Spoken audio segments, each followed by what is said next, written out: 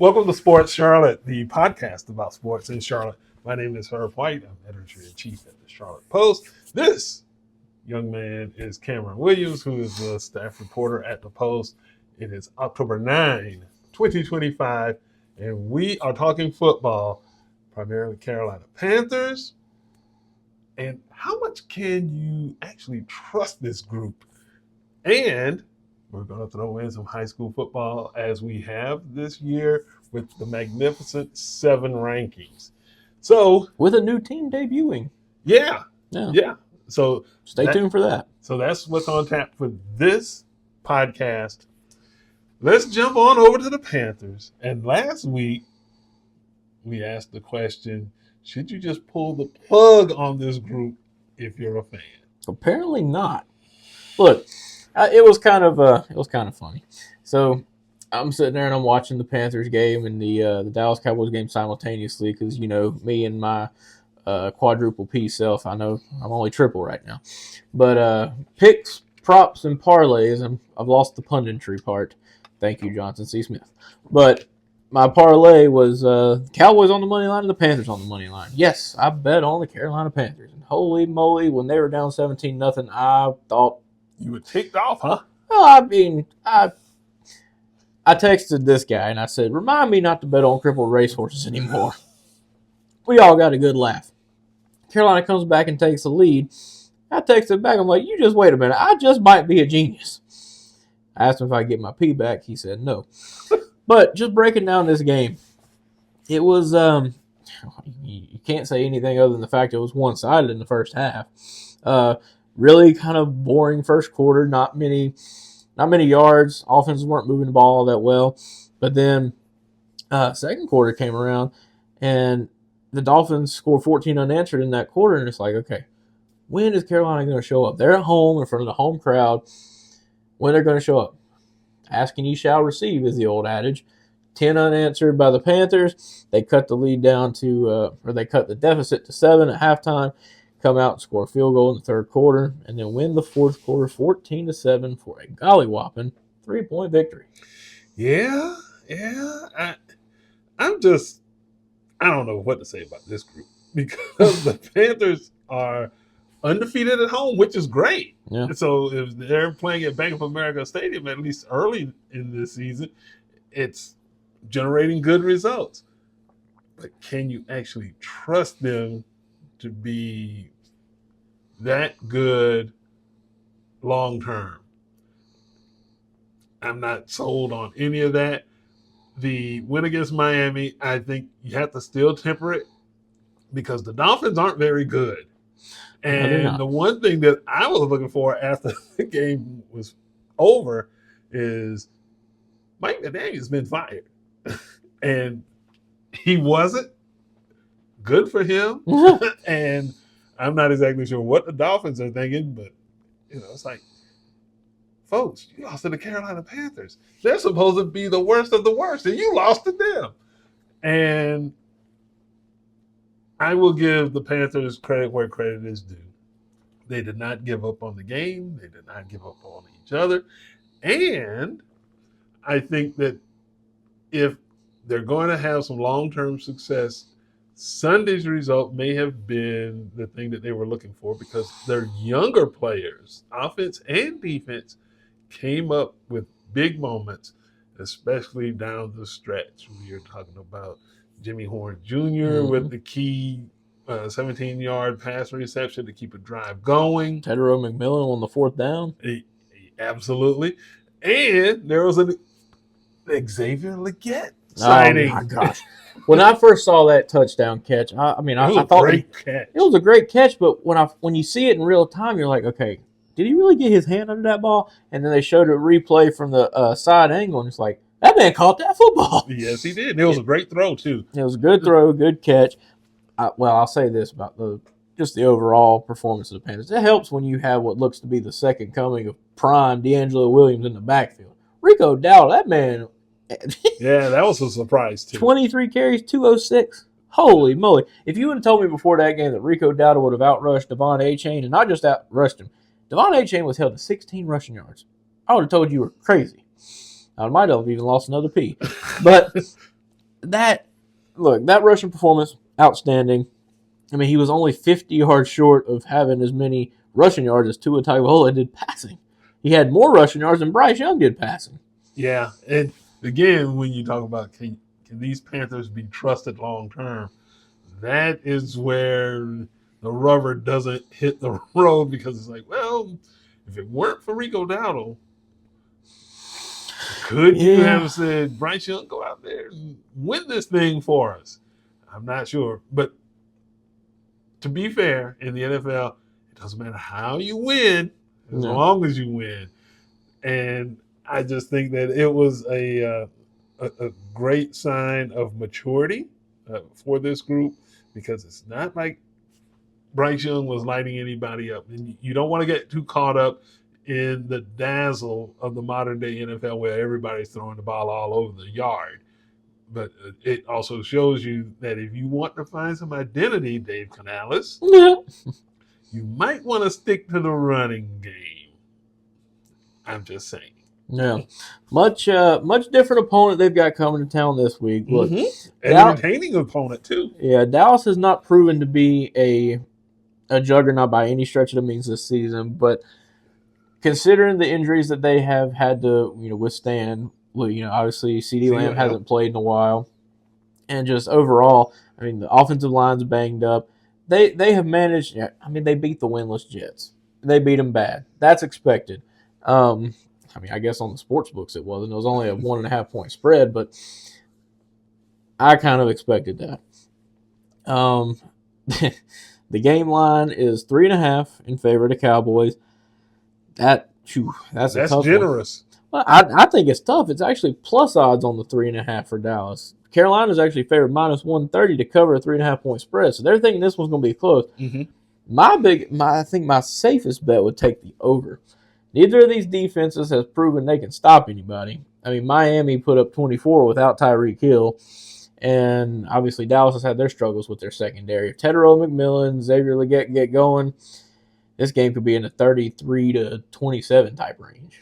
But for those receivers to get going for Carolina, the quarterback has to be competent and accurate. But Dallas also hasn't proven. I mean, yes, they had a couple sacks on Justin Fields, and they have done better since signing Jadeveon Clowney. But they haven't proven that they can really get after the quarterback all that well since, obviously, the departure of Micah Parsons.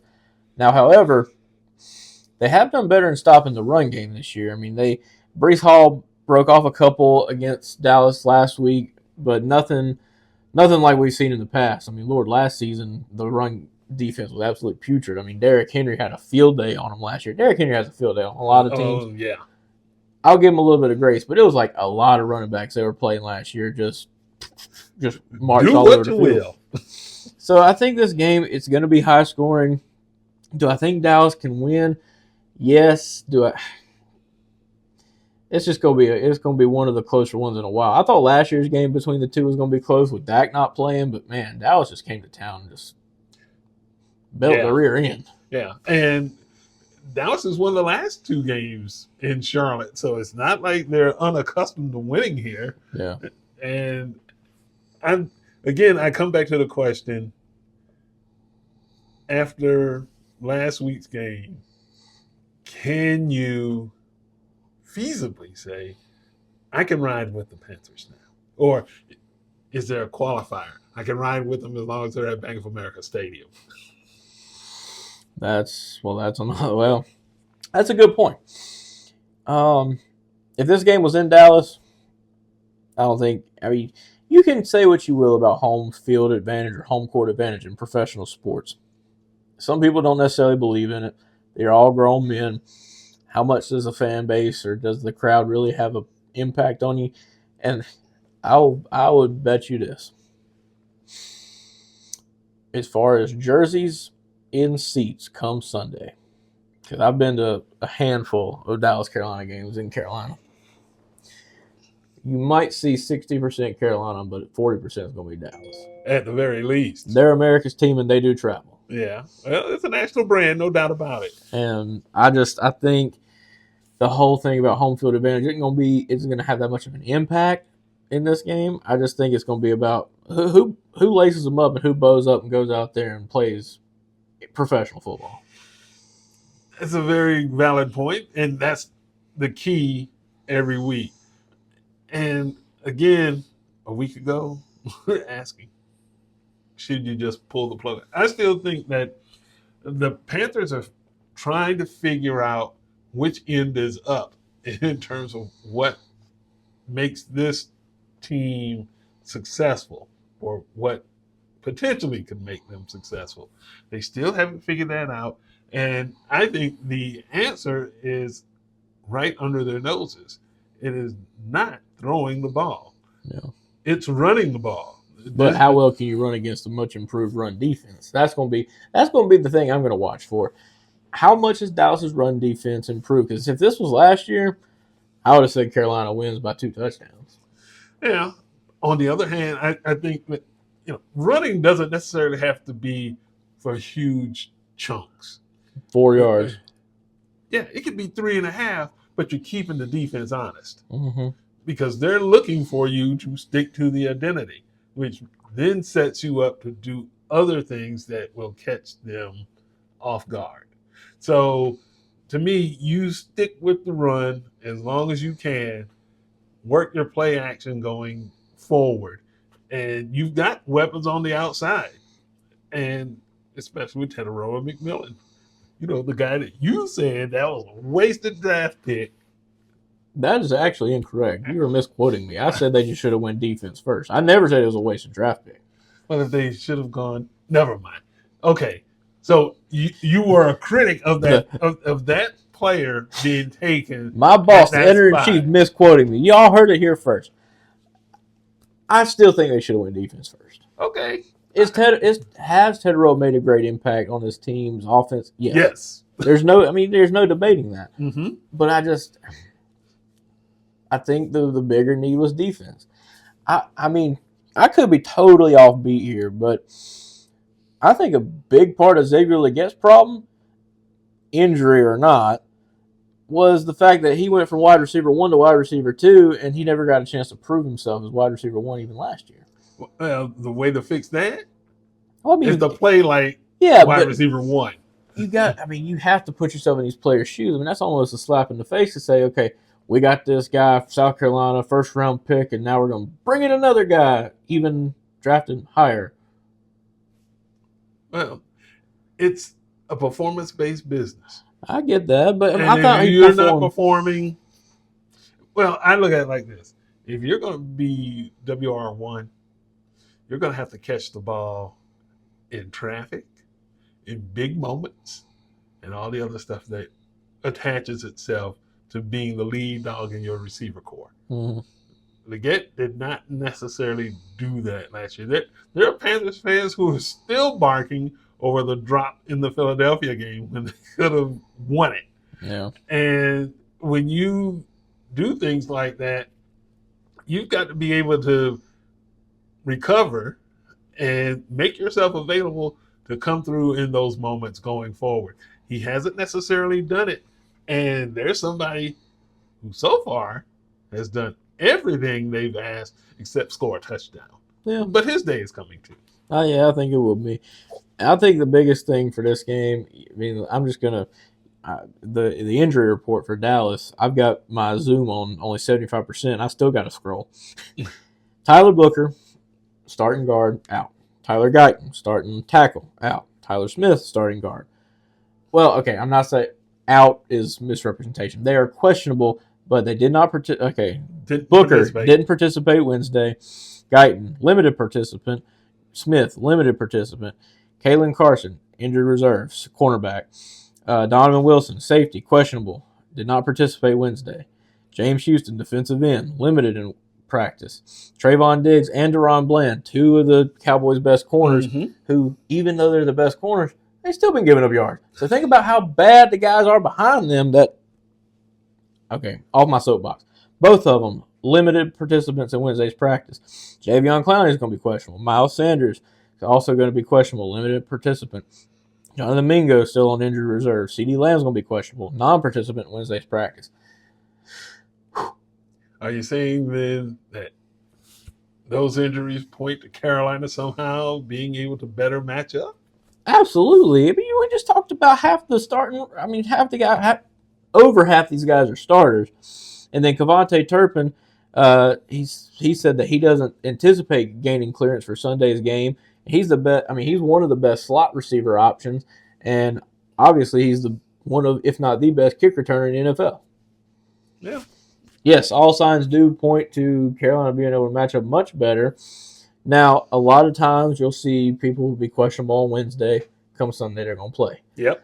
I don't anticipate CeeDee Lamb playing. I know when he initially suffered that injury against the Bears, they were thinking that was going to be a 4 to 5 week injury. If he plays, it's going to be because they're really desperate and they're like, okay, we're going to need him to win. I didn't know the severity of his injury until they were talking about him possibly even going on IR, and I was like, what? He hasn't been put on IR, so they're anticipating a return before that window, but we're approaching the 4 or 5 week minimum window for IR already, so we'll see. Yeah. Overall, I think this could be a good game. I think it's going to be a high scoring game. Dak Prescott has proven once again, all the haters, yes, he does not have playoff success to this point. It's a no-brainer. You can't argue with that. Regular season, the man does well. Yep. And to argue that and say, oh, this guy's better, this guy's better. No, they're not. The man is really good, and he's proven why he's really good. 361, 251, 319, 237. And his few picks on the year were because it hit the receiver in the hands and they didn't catch it, and it bounced up in the air. Both of them. Yeah. And one of them was kind of fit into a tight window, but the receiver still had his hands on it. You're supposed to catch football. That's your job as a receiver. Went through his hand, intercepted in the Philly game. So, yes, while the interceptions always go to the quarterback, sometimes it's not the quarterback's fault. That's true.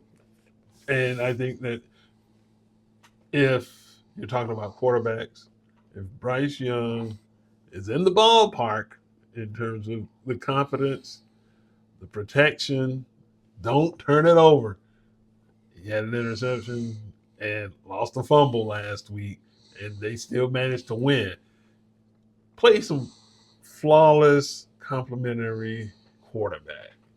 And if you run the ball, it gives you a chance to go out and do something special late. I can promise you this. If Deron Bland and Trayvon Diggs aren't playing, I don't foresee Bryce throwing a pick. Now, he could shock us and throw one anyway. Throw a dummy ball is what I call it. But one thing Carolina's got to do, be efficient on the defensive line. If Dallas is truly going to have all these guys out, you're talking about 3 starters on the offensive line. If they are out, Derek Brown should have 2-3 sacks.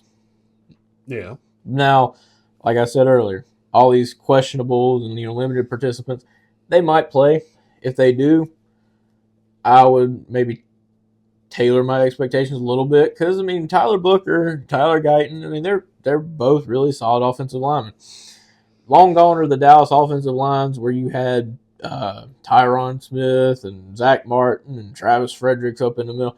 Those lines were impermeable. Yeah. But I think Carolina does have a route to victory if they can get pressure on Prescott. Would that turn the narrative on Carolina if they can find a way to beat the Cowboys? If they were a 4-1 Cowboys team, yeah, but they're a 2-1 Cowboys team. I don't think it turns the narrative. Well, but considering where Carolina's been, they're 2-3. Yeah, and they've won 2 of their last 3, but still, these teams are as equal as they've been in a long while. Mm-hmm. So, do I think it turns the narrative? No. Now, looking at Carolina's schedule after Dallas, they should beat the Jets, but if they can keep it competitive with the Bills and Packers and maybe even upset one of those teams, that flips the narrative. You got to figure Dallas played arguably their best game of the season and managed to tie with Green Bay. Mm-hmm. No CeeDee Lamb, sure. They tied Green Bay. And they gave Philly a good run in the opener. They did. And that was at full health. So that game to me was a good gauge of where Dallas could get to. But now that they're hurt on a lot of different positions, they're a middling football team. You got to understand. I mean, anybody who's listened to this podcast long enough knows I'm a Cowboys fan, and I have been, but I'm also a realist. Yeah. Well, the Panthers can aspire to middling. That's my point. Okay, well then, if middling is flipping the script in your mind, then beating Dallas will do that. Well, it's better than being a bottom feeder.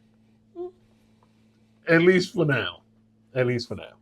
All right, so let's jump over to the high schools and the Magnificent Seven, which is something that we've been doing the last few weeks. And we love it. The season. I have to convince you to do it every week, but it's great. Okay. People like it. Okay. All right. Well, and if you do, reach out to us and tell us you like it. Don't just sit on it and just wallow and bask in the greatness of the Magnificent Seven. Tell us about it. Yeah, you rip him. I rip him every week. But anyway, this week's top 7, no change at the top. Huff High School is number 1. West Charlotte is definitely number 2. Palisades is 3rd. Mallet Creek 4th. Myers Park 5th. Independence slides down to 6th. And Olympic is the debutante of the week. The Trojans. Just falling in at number 7. And the Olympic Trojans 4-2, 3-0 in the Greater Metro 6A, 7A.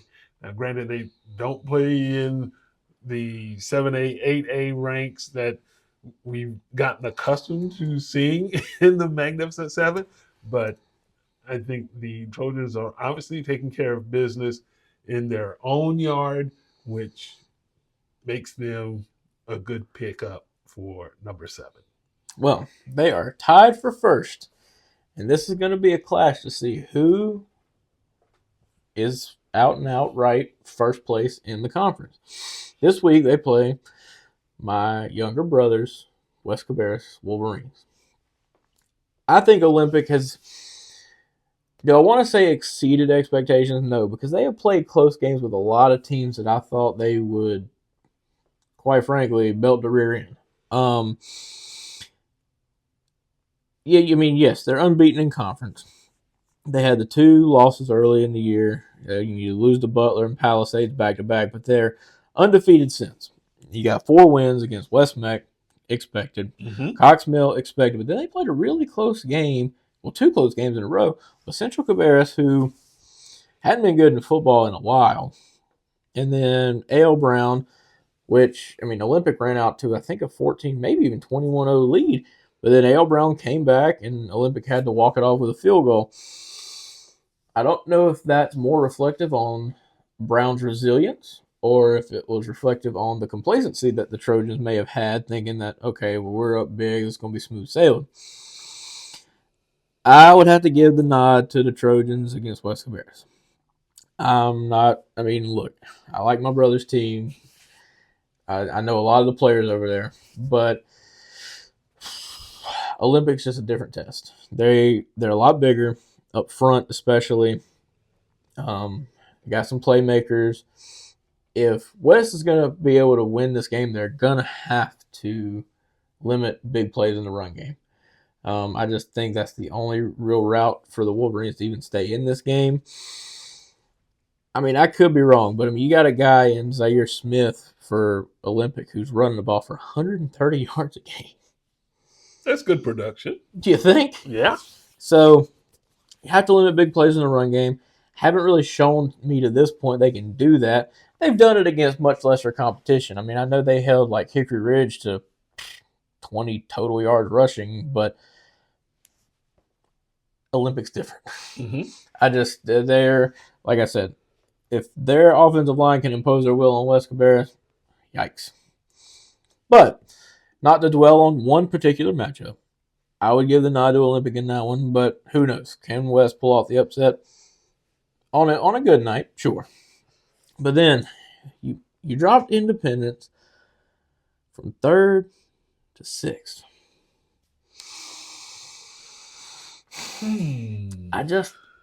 I don't know if it was too big of a drop.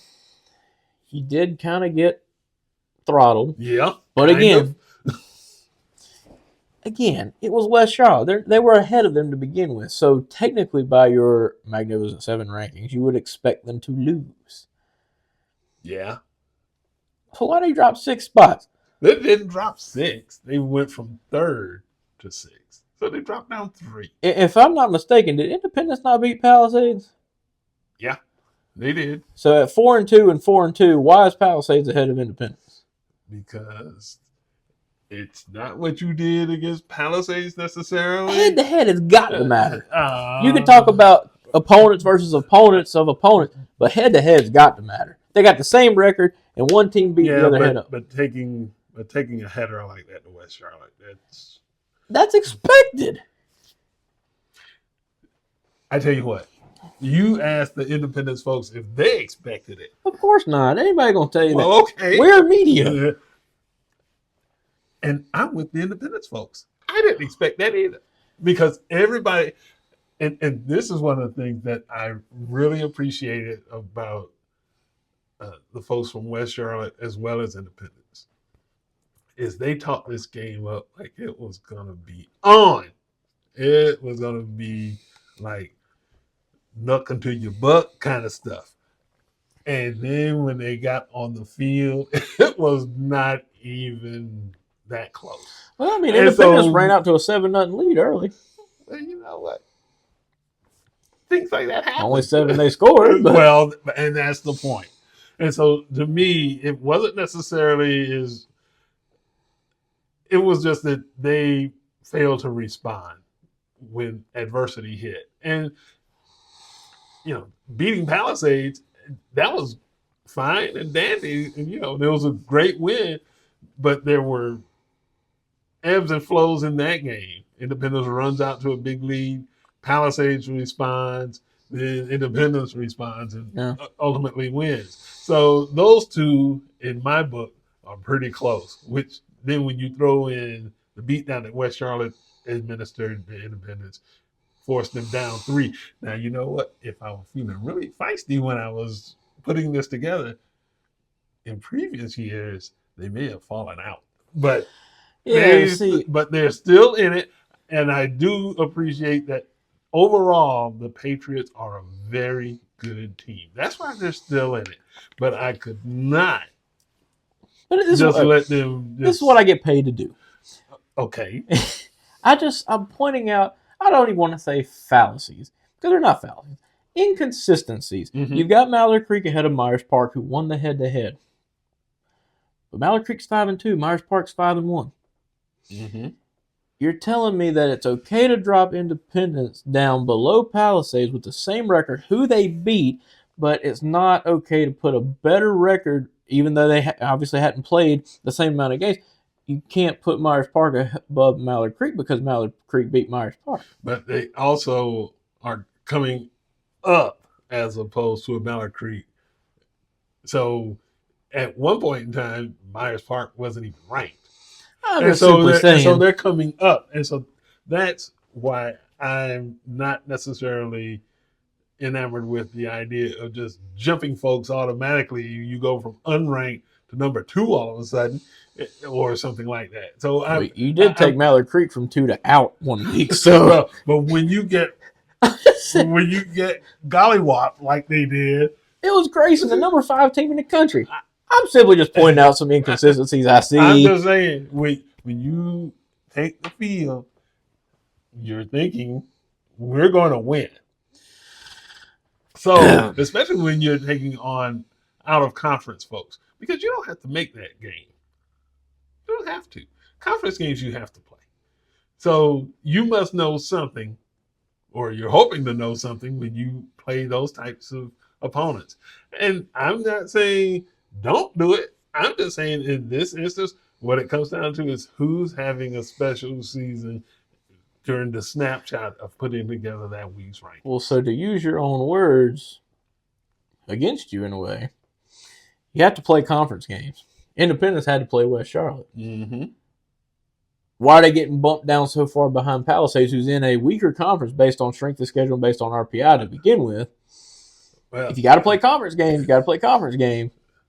Look. Well, we've had this argument before. This is what makes these what good. I'm saying is, who's having the most special season right now? Independence is having a better season than Palisades right now. But I'm just saying who's having the most special season. And so I'm not using the metrics of according to power rankings or state rankings or whatever. I'm using head-to-head.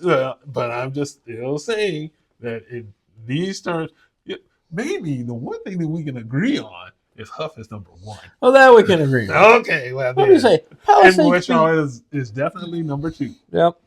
But I mean, Palisades beat Audrey Kell 14-11. I mean, okay. Yeah. Still, the head-to-head got to matter a little bit. But Audrey Kell also fell out because they lost. Well, they were number 7. You lose at number 7, you're going to fall out. I don't care if you lose to Huff, you're still going to fall out.